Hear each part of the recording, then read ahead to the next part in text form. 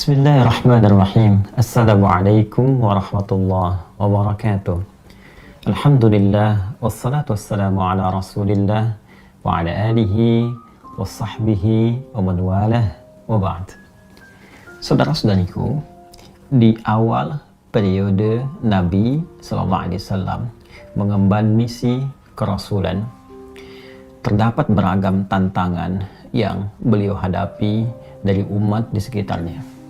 Tidak sedikit bahkan tuduhan dilancarkan, serangan-serangan verbal, bahkan dalam satu kesempatan ada yang menyebut Nabi sallallahu alaihi wasallam tengah mengalami kegilaan.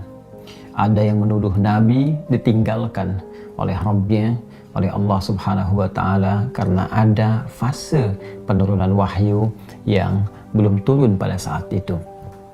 Ada yang menyebut beliau dengan tuduhan hoax, menyebarkan bahwa beliau seorang penyair, beliau terkena penyakit tertentu, dan tuduhan-tuduhan lain yang melahirkan teror-teror verbal atau bahkan juga gangguan fisik baik kepada beliau ataupun sahabat-sahabat Nabi sallallahu alaihi wasallam.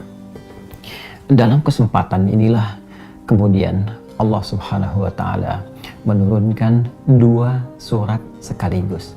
Yang dahsyatnya, dengan dua surat ini Allah ingin mengentaskan segala kegundahan yang dirasakan.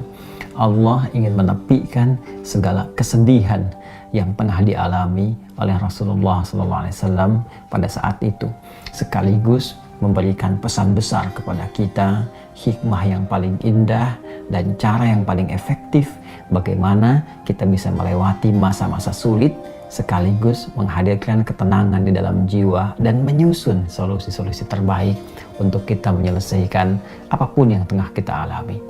Quran surah ke-93 dan surah ke-94, Ad-Duha dan Al-Insyirah diturunkan oleh Allah Subhanahu wa taala untuk memberikan kedamaian, ketentraman sekaligus solusi dalam setiap persoalan yang kita alami, belajar dari hikmah yang pernah dialami Rasulullah sallallahu alaihi wasallam. A'udzu billahi minasyaitonir rajim. Bismillahirrahmanirrahim.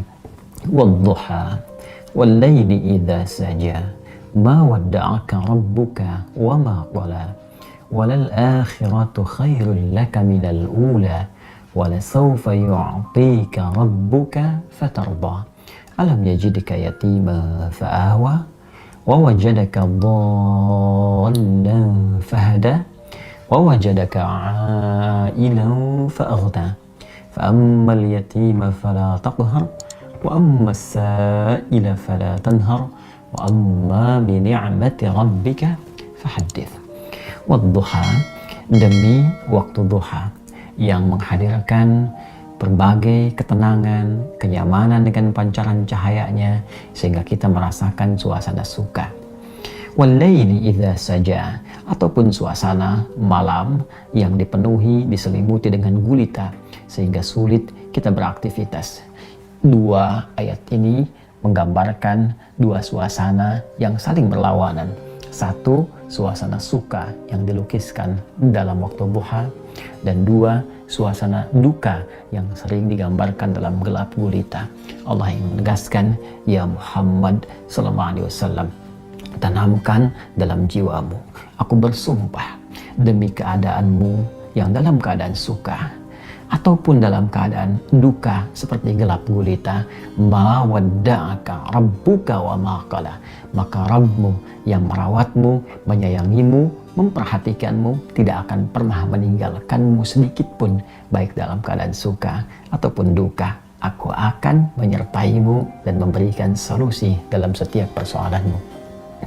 Walal akhiratu khairul laka minal ula, dan sungguh akhirat itu lebih bagus, lebih utama dibandingkan dengan persoalan-persoalan dunia yang tengah kau hadapi saat ini.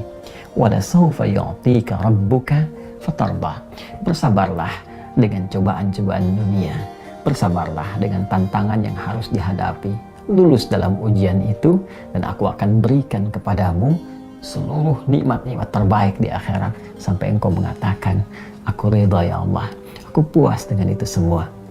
Alam yajidka yatiman fa'awa Bukankah dulu pun engkau punya kesulitan yang dengan itu aku entaskan, seperti engkau ditinggal oleh ayahmu, engkau ditinggal oleh ibumu, kesulitan yang tidak biasa, lantas aku memberikan solusi kepadamu.